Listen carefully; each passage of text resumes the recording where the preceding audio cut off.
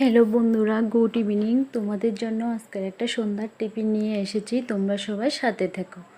আমি কিছু সুজি নিয়ে ভালো করে একটু ঘি দিয়ে টেলে নেব, যাতে একটু লাল লাল হয়ে যায়। এই সুজিগুলো টালা হয়ে যাওয়া পর্যন্ত নাড়তে থাকতে হবে, না হলে কালো কালো হয়ে যাবে নিচে থেকে আগুনের হিট লেগে। তাই মিডিয়াম আঁচে এগুলোকে টেলে নিতে হবে। টালা হয়ে গেলে দিয়ে দেবে চিনি পরিমাণ মতো। আমি সুজি যেমন নিয়েছি পরিমাণ, ঠিক তেমন চিনির পরিমাণও নিয়েছি।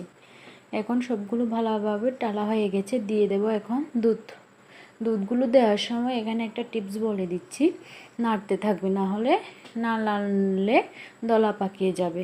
যত নাড়বে এগুলো স্মুদি সুন্দর হবে, একটার সাথে একটা আটকাবে না। দেখো আমারগুলো কি সুন্দর হয়েছে।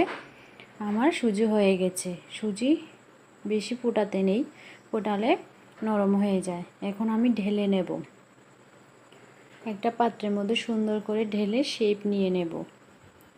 সবগুলো নিয়ে এখন উপরে সুন্দরভাবে ডেকোরেশন করার জন্য আমি একটা আমন্ড বাদাম দিয়ে এটাকে সাজিয়ে নেব। তোমরাও একদিন এভাবে বাড়িতে রেডি করবে, মাত্র 1.5 মিনিট সময়ে সুজি রেডি। তো দেখো আমি কেটে নিয়েছি, কি সুন্দর সাইজ হয়েছে, পিসগুলো খুব সুন্দর হয়েছে।